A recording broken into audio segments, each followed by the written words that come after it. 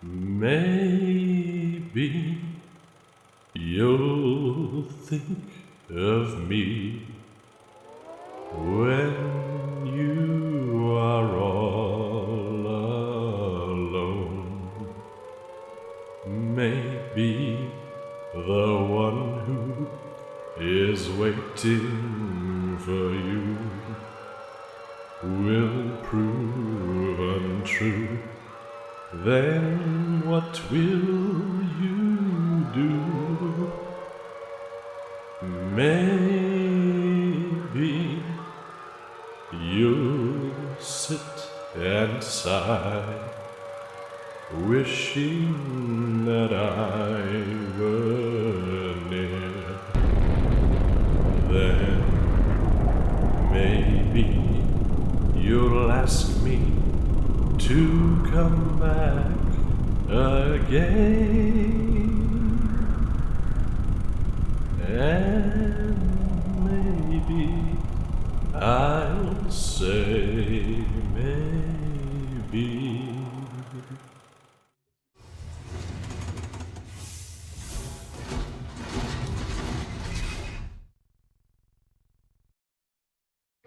Fallout 4. I cannot think of a more appropriate game to grace my 5-year anniversary on this channel. As one of my favorite video game series, I was more than eager to finally see and experience the newest installment of this post-apocalyptic adventure. So, without further ado, let's take a look at this expedition into the heavily irradiated and extremely dangerous Commonwealth 5 years after the previous Fallout incarnation. This game has you take on the persona of the Lone Survivor.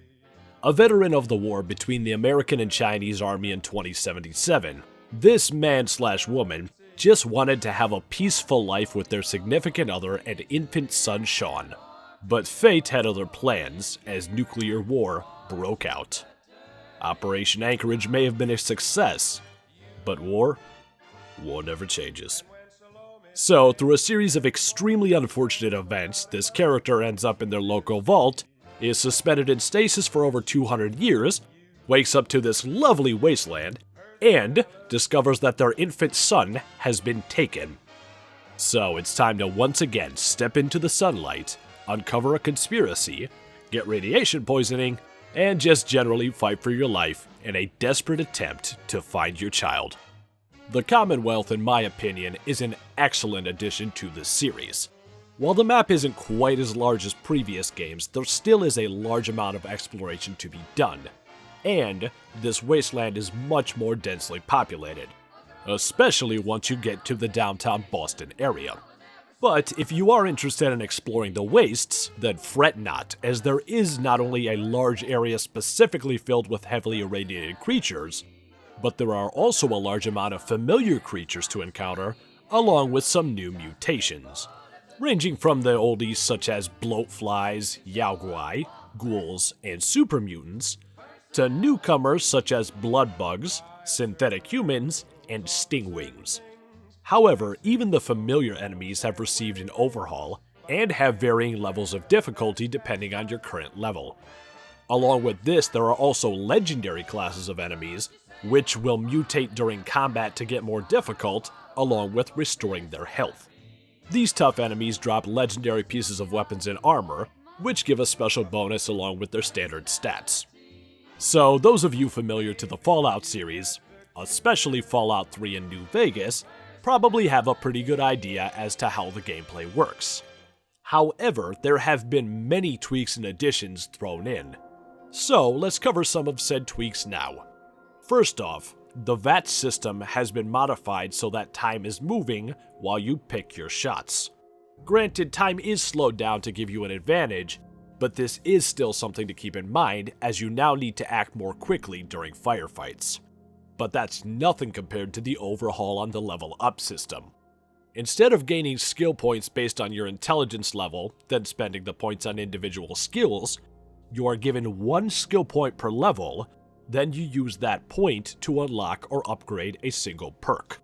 This way, you don't need to worry about relegating a specific number of points towards a single skill, while that skill only really matters at 25-point increments.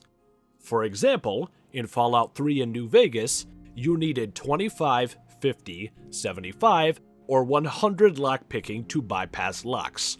If you added points to add up to any other number, it was virtually worthless. In this game, however, each point is used to unlock the next level of this perk. This also works with proficiency in certain weapons, speech checks, and many of the familiar perks from the Fallout games past. But let's not forget the major overhaul to the crafting system.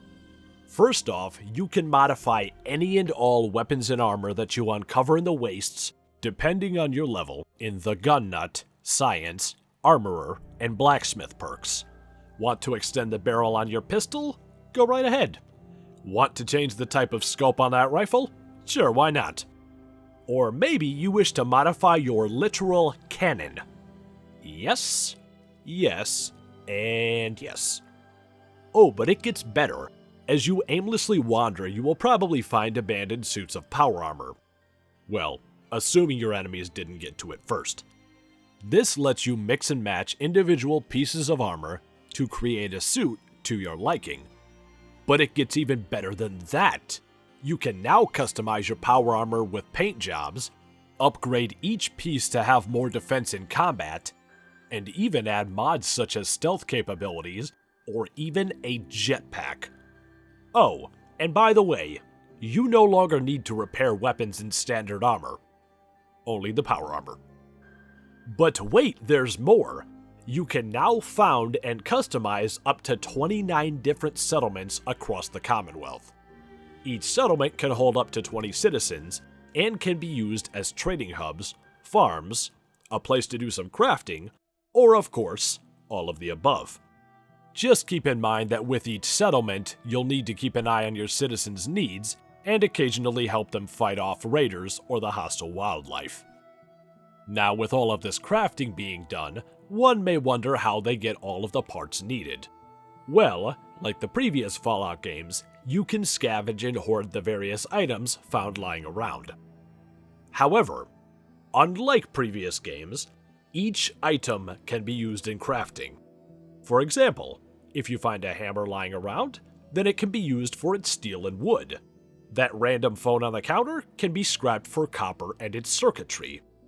This goes for almost every single piece of scrap that you come across and greatly enhances the experience. Considering this is a major release title from the studio Bethesda, some of you may have some concerns regarding stability. In other words, you probably would guess this game is buggier than Louisiana in August. While this game is overall surprisingly stable, I did find my share of bugs. In fact, here's a brief montage I put together.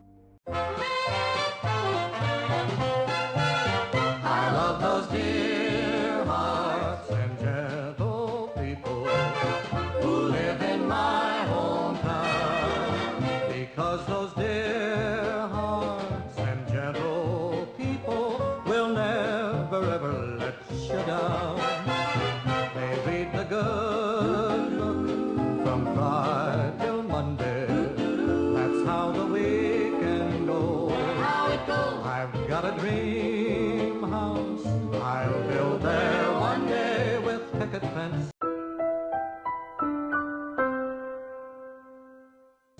and rambling road.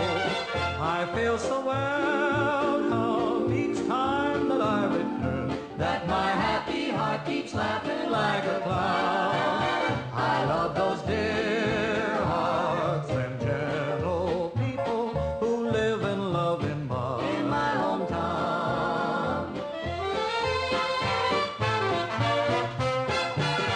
They read the good book from Friday till Monday.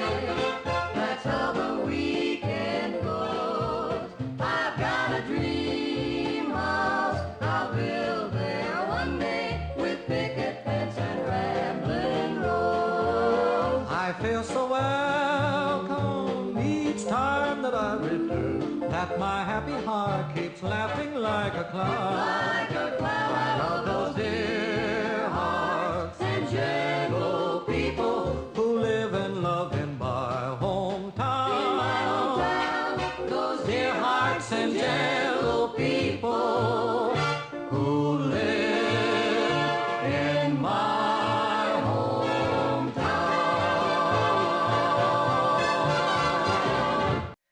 The main campaign of this game should take around 20 hours.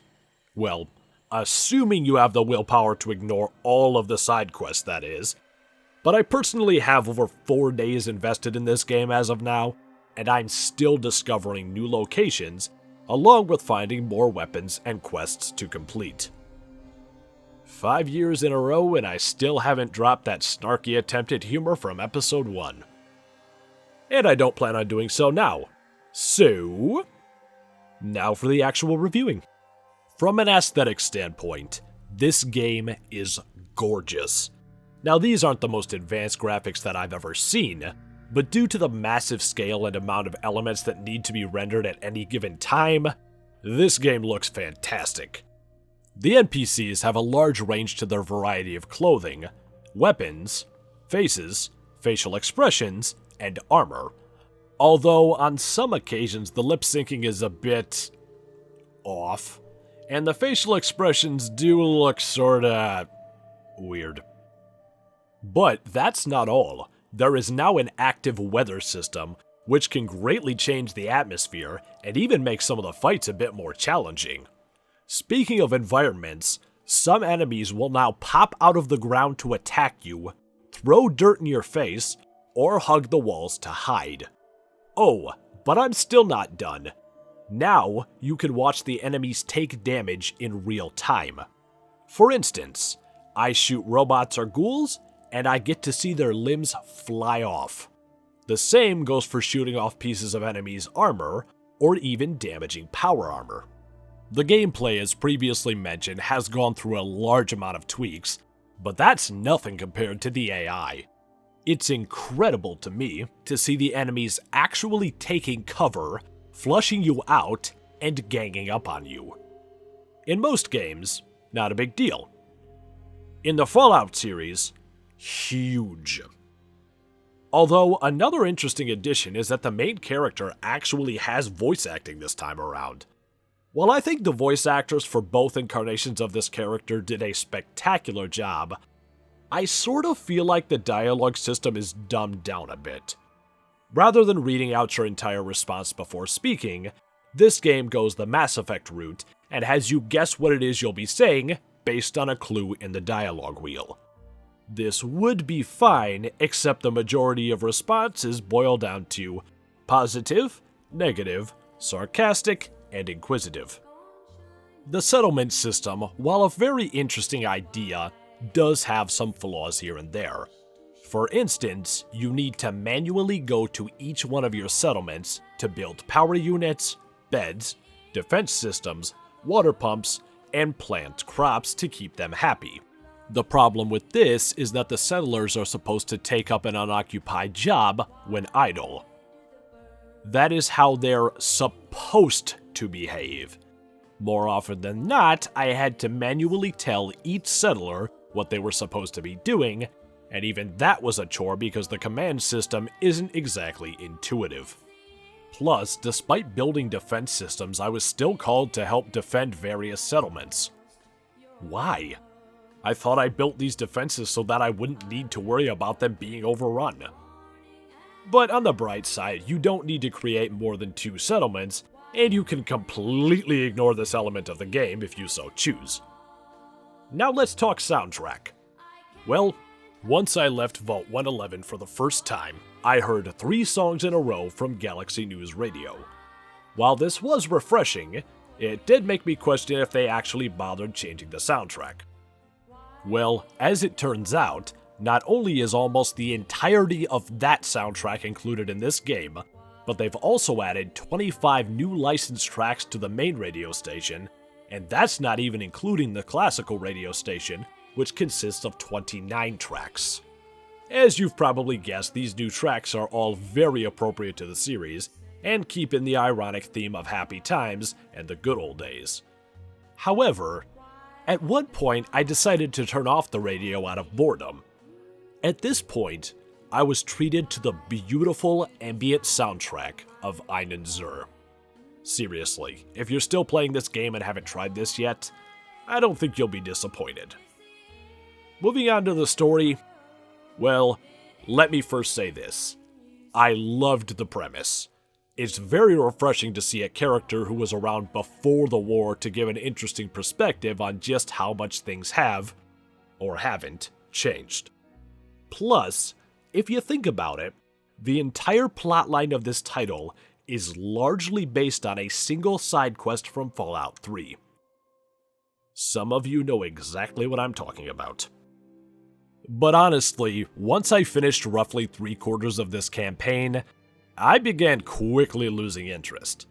Now, I'm not going to say what happens, but the entire endgame to me just felt like I was playing through Fallout New Vegas again.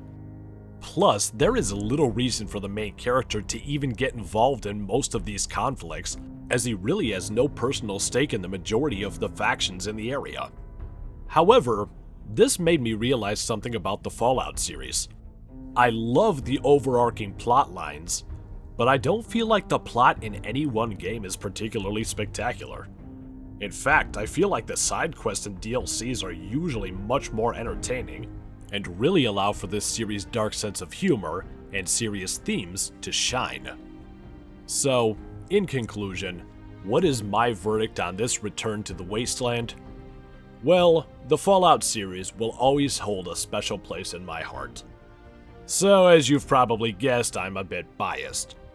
However, from a purely technical standpoint, I do feel that this is the best game in the series, and I would highly encourage others to check out this latest venture into a nuclear wonderland.